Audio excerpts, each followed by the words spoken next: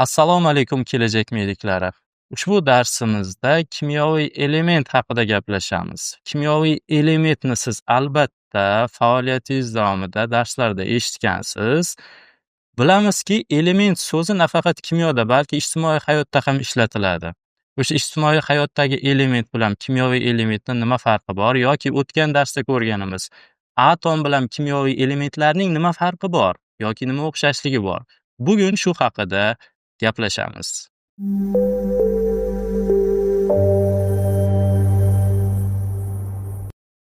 Kimyoviy element va atom farqini ko'rib o'tamiz. Albatta, kimyoviy elementlarni siz eshitgansiz. Vodorod, kislorod, azot, mana shunaqa elementlarni eshitgan bo'lsangiz kerak, to'g'rimi? Kimyoviy elementlar. Kimyodan xabari bor o'quvchilar albatta bular bilan yaqindan tanish kimyoviy elementlar bilan. Endi shu yerda bitta narsa bor. Kimyoviy element bilan atomni ba'zi o'quvchilar yillab kimyo o'qigan bo'lsa-da, bitta narsa deb o'ylashadi yoki farqi borligini bilishsa ham, o'sha farq nimadan iborat ekanligini tushuntirib bera olishmaydi. Keling, hozir biz kimyoviy element o'zi nima va uni atom bilan nima farqi bor, ularni bir-biriga nima bog'lab turadi, shular haqida gaplashamiz. Tasavvur qiling, mana bizda bitta qop bor. Mana qop chizib olaman. Mana qop. Tasavvur qiling, endi shu qop. Bor qopimiz shuda endi. Rozi bo'lasiz. Va buni ichiga sharchalar bor. Taxminan kattaligi olmadek mana sharchalar bor. Tasavvur qilish uchun atomlar bor. Kattaligi tasavvur qiling, olmadek atomlar turibdi. Jam bo'lib mana shu yerda atomlarning soni men sanab chiqaman 100 ta. Tasavvur qiling, 100 ta kattaligi olmadek keladigan atomlar bor. Lekin atom juda kichik, uni siz ko'z bilan, mikroskop bilan ko'ra olmaysiz. Tasavvur qilish uchun kattalashtiryapman. Rozimisiz? Rozisiz, qarab turing endi. Endi men aytyapman, hurmatli o'quvchim, ha deyapsiz. Mana shu qopdagi atomlarni turlariga ajratib ber deyapman. Siz keyin o'ylaysiz. Xo'p, yaxshi, 100 ta atom bor ekan, nimasiga qarab xillariga ajratsam bo'ladi, deb boshingiz qotadi. Men shu yerga bitta yordam berib yuboraman. Atomlar uchun eng muhim hodisa, biling, proton soni. Nima soni ekan? Proton soni. Mana shu protonning soni juda ko'p narsani hal qilib beradi atom uchun. Tushunyapsizmi? Atomni yoki u yoqlik yoki bu yoqlik qilib yuboradigan narsa mana shu proton soni. Albatta, elektron, neutron soni ham muhim, lekin proton soni ustuvor ahamiyatga ega. Demak, men aytaman, proton soniga qarab xillarga ajratding. Zo'r ustoz. Bo'ldi, bu ishni bajaramiz deysiz. Kelasiz, shunday qo'lingizni mana qo'lchingizni tasavvur qiling, mana shu yerdan soldingiz. Mana shu atomni oldingiz.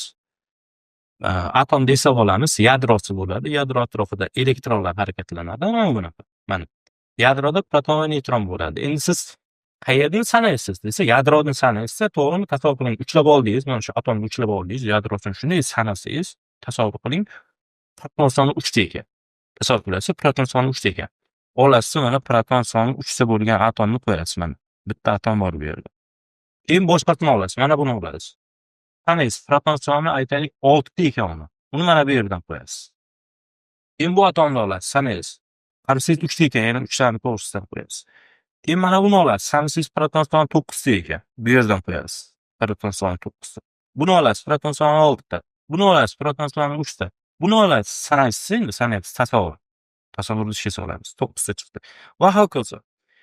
Shunda umumiy faqat proton soni 3 ta, 6 ta, 9 taliklar bor ekan bizga, boshqa qili yo'q ekan proton sonini. Endi mana shu yerda proton soni 3 taliklardan aytaylik 30 ta chiqdi, tasavvur qiling. Proton soni 6 talikdan 10 ta chiqdi. Proton soni 9 talikdan nechta bo'ladi? Desa, jami 100 ta edi-yu. Jami 30 ga 10 qo'shsak 40 ta bu yerda bo'lsa, 60 tasi 9 talik bo'ladi-da. Endi mana shu yerga atom qani desa, mana shu 100 tasi har biri atom. Tushundingizmi? Har bir zarracha, mana shu zarrachalar, sharchalar atom. Tasavvur qilingiz, atom nimaligini tushunib turibsiz. Mana sharchalar o'zi atom.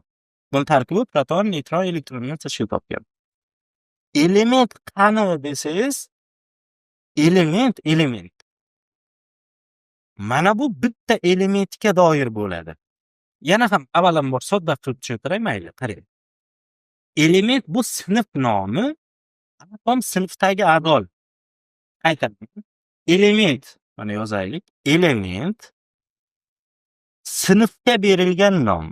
Sinfga berilgan nom. Sinfga nom. Atom esa real narsalar, ya'ni sinf a'zolari. Tushundingizmi? Sinf a'zolari. Tushunasizmi? Misol uchun sinfga berilgan nom, aytaylik 9-A sinf bitta element tasavvur qiling. Endi sizga savol bersam, 9-A sinfni menga ko'rsat desam, siz o'quvchilarni ko'rsatasiz. Yo'q, 9-A sinfni menga ko'rsat desam nima qilasiz? 9A degan narsani ushlab olib kela olasizmi? Olib kela olmaysiz. Ya'ni nom shunchaki sinfga berilgan nom. Lekin 9-A sinfdagi biror bir o'quvchini olib kel desam, o'quvchi endi atom misolida bo'ladi. Tushundingizmi? Fotimani yoki Alini olib kela olasiz menga. Atom sifatida. Ya'ni o'quvchi atom bo'lyapti. Sinfga berilgan nom elementni nomi bo'lyapti. Tushundingizmi?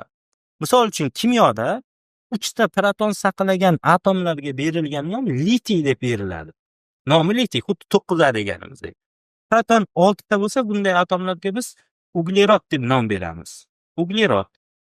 Proton 9 ta bo'lsa, bunday atomlarga biz ftor deb nom beramiz. Ftor. Ko'ryapsizmi? Mana shunaqa qiziq-qiziq nomlari bor. Litiy, uglerod, ftor va hokazo. O'sha davriy jadvaldagi elementlar nomida. Tushundingizmi?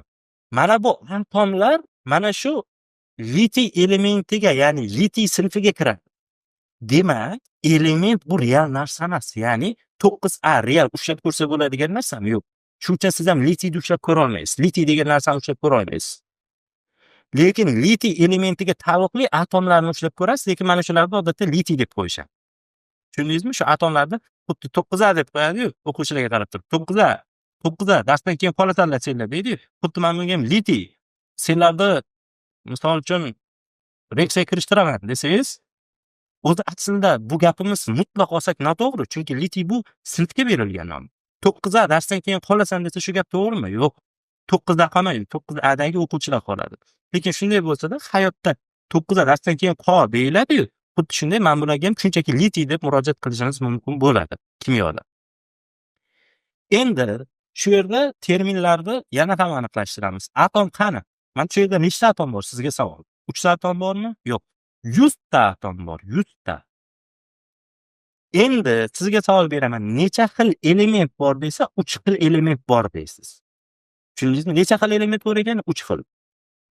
Nechta element bor? Mana shu joyi qiziq, ko'pchilik adashadi. Nechta element bor desa, element ham 3 ta bo'ladi.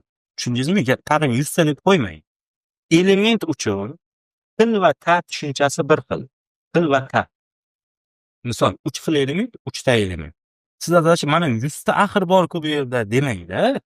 Tushunyapsizmi? Misol uchun 9A dan 30 ta o'quvchi, 9Bda 10 ta o'quvchi, 10Ada 60 ta o'quvchi bo'lsa, nechta sinf bor desam, 100 ta sinf demaysiz-ku, to'g'rimi? 3 ta sinf deysiz. Yoki necha xil sinf bor desam, 3 xil sinf deysiz. Xuddi shu narsani bu yerda ham qo'llaysiz. Tushundingizmi? Element nimaligini tushundingizmi? Element nimaligini? Element bu atomlar, bir xil atomlarga berilgan nom.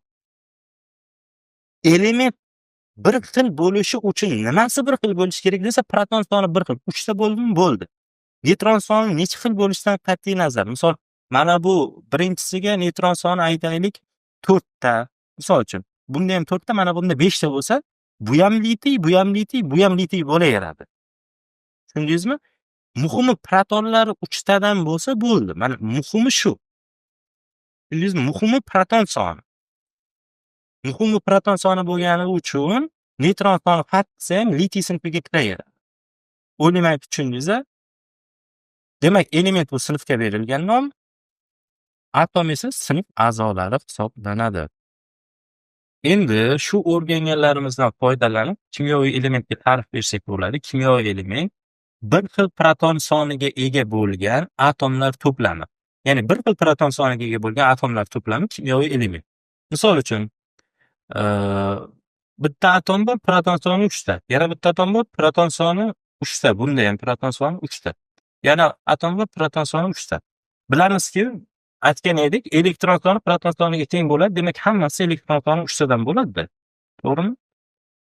Lekin mana bunda proton soni aytaylik, proton emas, proton yozib bo'ldik. Neytron soni 2 ta bo'lsin. Bunda neytron soni 3 ta bo'lsin. Bunda neytron soni misol uchun 4 ta bo'lsin. Uchalasi ham bir xil kimyoviy element bor. Mana shu yerda nechta element bor? Sizga savol, necha xil element bor? Bir xil element bor. Bir xil element. Nechta element bor desa 3 ta deb qo'ymang. Bu yerda ham bitta element bor. Boya aytdim, element uchun xil va tat tushunchasi bir xil. Bitta element bor. Nechta atom bor? Bir xil demang yoki bitta demang bu yerda. 3 ta atom bor-da mana. Atom sinf a'zolari yo'q. 3 ta atom bor. Tushundingizmi? 3 ta atom bor.